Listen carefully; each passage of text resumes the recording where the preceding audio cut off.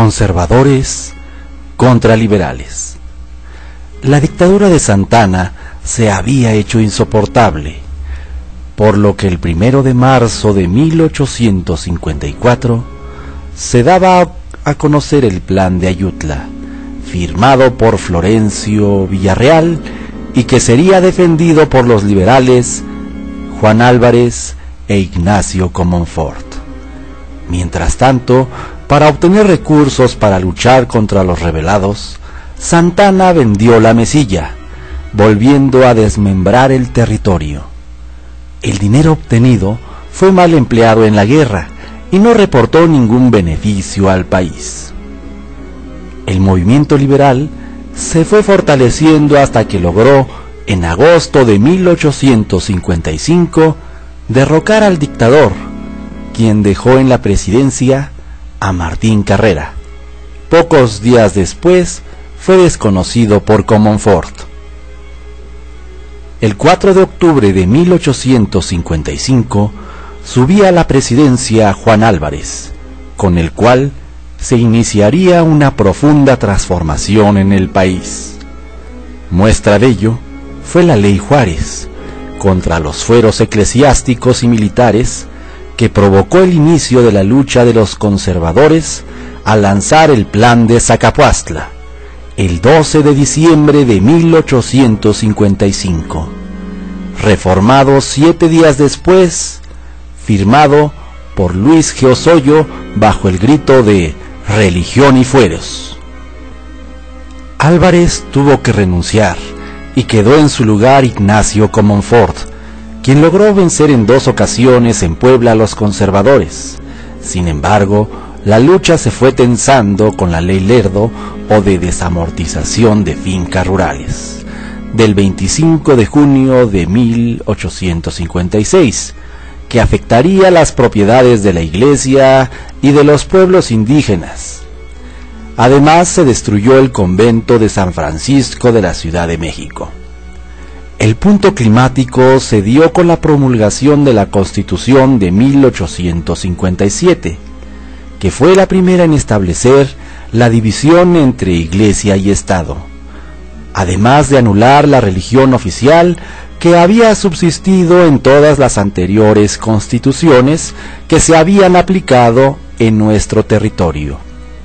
Sin embargo, la Constitución de 1857 no reflejaba la idiosincrasia de la mayoría de los mexicanos, por lo que se produjo un fuerte choque, no solo militar, sino cultural, entre los conservadores que deseaban mantener la cultura hispanoamericana, contra los liberales que querían que México absorbiera la cultura anglosajona y quedara bajo el influjo de los Estados Unidos.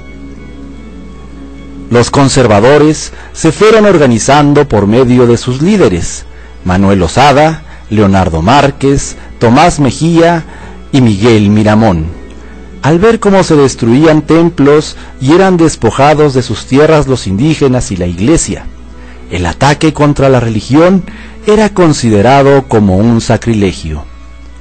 Se suscitó entonces la guerra llamada de los 3 años, porque abarcó desde el lanzamiento del Plan de Tacubaya, el 17 de diciembre de 1857, hasta diciembre de 1860, cuando Miramón perdió contra Jesús González Ortega en San Miguel Calpulalpan.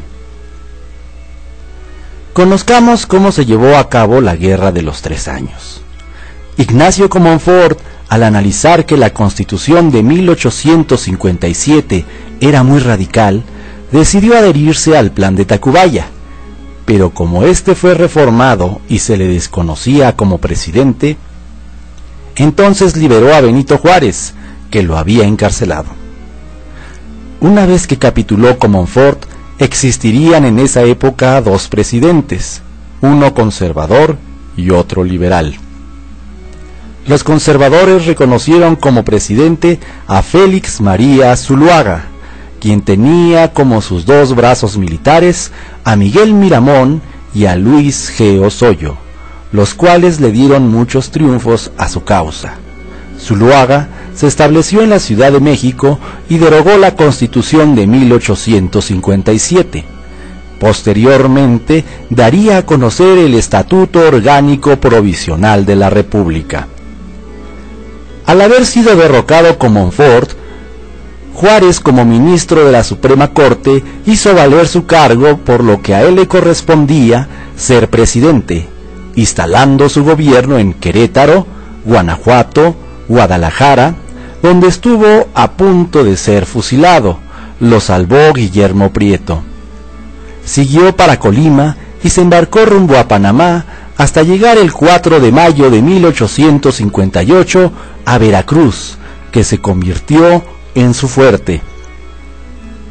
En junio de 1858 moría de tifoidea el gran general conservador Luis G. Osoyo, quedando al frente Miguel Miramón, que ganó en Atenquique y Agualulco, haciendo ver mal a las fuerzas liberales. El joven general conservador se casó en octubre con Concepción Lombardo, teniendo como padrino al presidente Félix María Zuluaga. Sin embargo, la división empezó a debilitar a los conservadores debido al Plan de Ayotla o de Navidad,